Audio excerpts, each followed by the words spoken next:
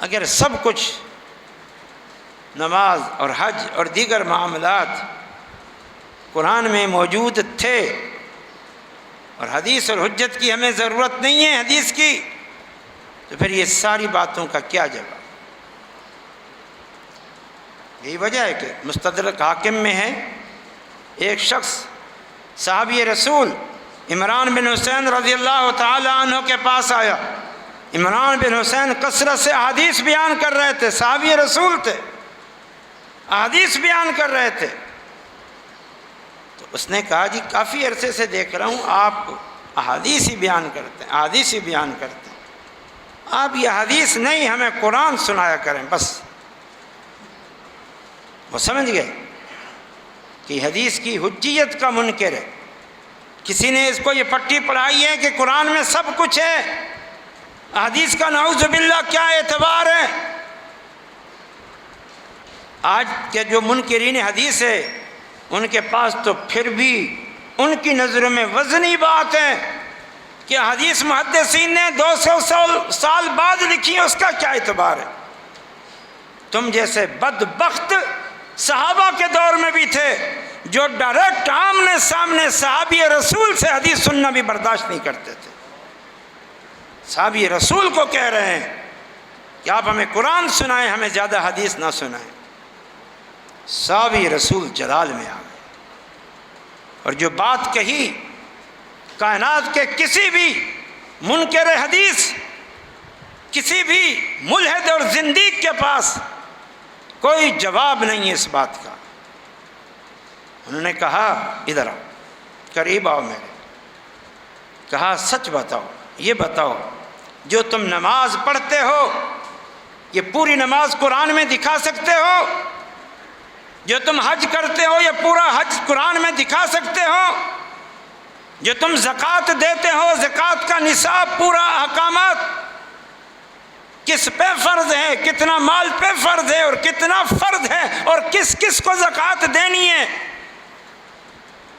یہ ساری باتیں قرآن سے دکھا سکتے ہو؟ کہا کہ ہم نے اللہ کے نبی صلی اللہ علیہ وسلم کو نماز پڑھتے ہوئے دیکھا، وہ سارے آداب تمہیں بتاتے ہیں، آپ سے نصاب زکوٰۃ کے احکامات سنے وہ آپ کو بتاتے ہیں، آپ کو حج کرتے ہوئے دیکھا اور احکامات حج سنے وہ آپ کو بتاتے ہیں، جو کچھ تم نماز روزہ حج زکوٰۃ ادا کرتے ہو یہ ہم نے تمہیں بتایا ہے، یہ قرآن میں تم دکھا سکتے ہو؟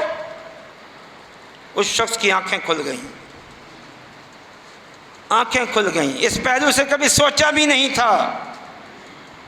کیا اس نے جو جملے کہے بڑے تاریخی جملے تھے، اس دور کے لوگ بھی ایسے ہوتے تھے، کسی کے بہکاوے میں آ جانا، شیطانی وسوسوں میں آ جانا یہ ممکن ہے، لیکن اگر دل میں نیت صحیح ہو، حق کی طلب اور طلب اور جستجو ہو تو ایک جھٹکا بھی انسان کی اصلاح کر دیتا ہے، ایک جملہ بھی انسان کی اصلاح کر دیتا ہے۔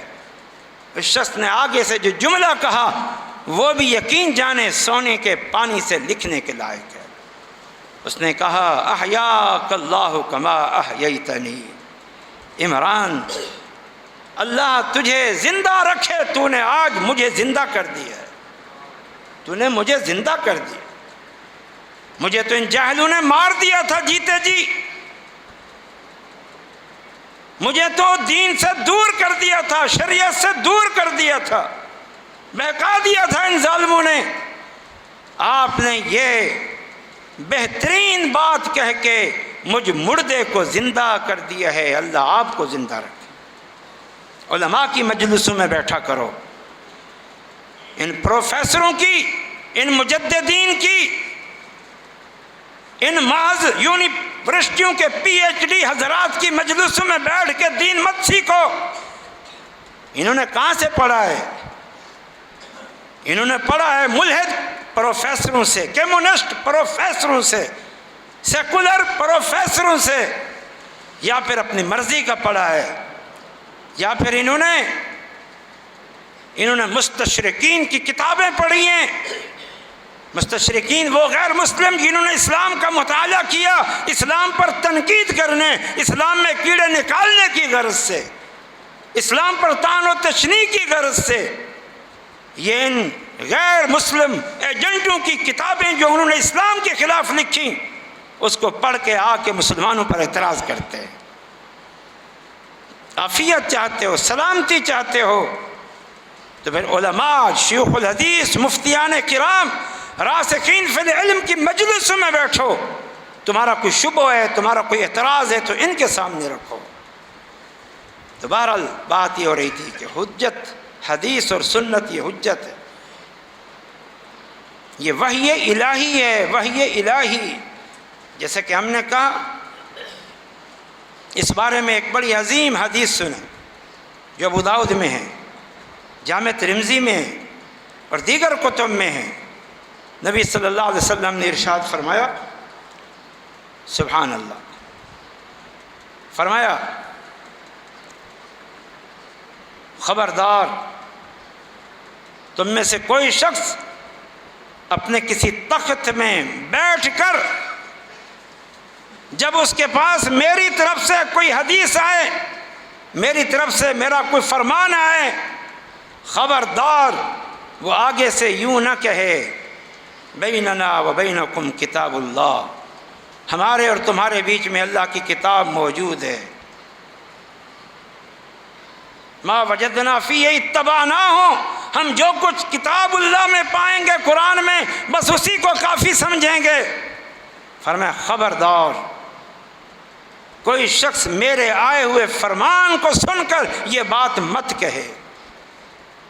پھر آپ صلی اللہ علیہ وسلم نے فرمایا، دو باتیں کہیں، ایک بات یہ فرمائی، سن لو اچھی طرح، انما استحل رسول اللہ ہوا کما استحل اللہ فی کتابہ، جس چیز کو اللہ کے رسول حلال قرار دے اس کی حلت ایسی ہی ہے جیسے اللہ کسی چیز کو اپنے قرآن میں حلال قرار دے، اور رسول اللہ جس چیز کو حرام قرار دے اس کی حرمت ایسے ہی ہے جیسے اللہ کتاب اللہ میں کسی چیز کو حرام قرار دے۔ پھر اس کے بعد آپ صلی اللہ علیہ وسلم نے بڑے عظیم اور تاریخی اور عظیم جملے ارشاد فرمائے۔ آپ نے فرمایا الا انی اوتیت القرآن ومثلہ معہ، سن لو اچھی طرح، مجھے اللہ کی طرف سے جس طرح قرآن دیا گیا ہے ایسے ہی قرآن کے مثل اور چیز بھی دی گئی ہے۔ قرآن کے مثل مانا اس جیسی میں دونوں باتیں ہیں۔ قرآن کیا ہے؟ منزل من اللہ ہے، فرمایا اللہ تعالیٰ نے مجھے اور بھی چیزیں اپنی طرف سے دی ہیں۔ قرآن کیا ہے؟ حجت ہے، دین ہے، شریعت ہے، فرمایا کہ اللہ نے جو اور چیز مجھے دی ہے وہ بھی حجت ہے، دین ہے۔ یہ اللہ کے رسول صلی اللہ علیہ وسلم کا فرمان ہے۔ اور پھر سب سے بڑھ کر یہ جو انکار حدیث کرتے ہیں کتنے لوگ، ان کا دینی بیک گراؤنڈ کیا ہے؟ دین سے ان کا کیا تعلق ہے؟ جبکہ یہ جو احادیث کا مجموعہ ہے اور احادیث کی صحت کا اہتمام ہے، یہ صحیح بخاری، صحیح مسلم، یہ ابو داؤد، نسائی، ترمذی، ابن ماجہ، انہوں نے تو جمع کی۔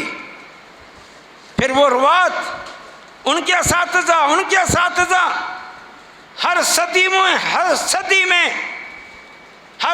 میں ہزاروں علماء راسخین، علماء حدیث، ان کو کیا کہیں گے؟ یہ جو حدیث سے، دین سے، شریعت سے محبت کرنے والے تھے، جنہوں نے اپنی زندگیاں کھپا دیں، ایسے ایسے محدثین گزرے، جوانی کی عمر کو پہنچے اور شوق ہوا حدیث کو سننے کا، یاد کرنے کا، علم حاصل کرنے کا، بس پھر جمع پونجی لی، زاد راہ لیا اور نکل کھڑے ہوئے۔ اور جب ملک گھوم کے علماء سے علم حاصل کر کے کتابیں لکھ کے واپس آئے تو یہ سر اور داڑھی کے بال سفید ہو چکے تھے۔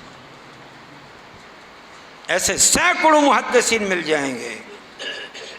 پہلے انہوں نے ملک جا کے علم حاصل کیا، پھر بیٹھ کے اس کو ترتیب دے کے کتاب لکھی، اور کتاب لکھنے کے بعد مسند پہ بیٹھ کے تشنگان علوم حدیث نبویہ کی پیاس بجھانے کے لیے بیٹھ گئے۔ ہر وقت ان کے پاس شاگرد آتے رہتے تھے۔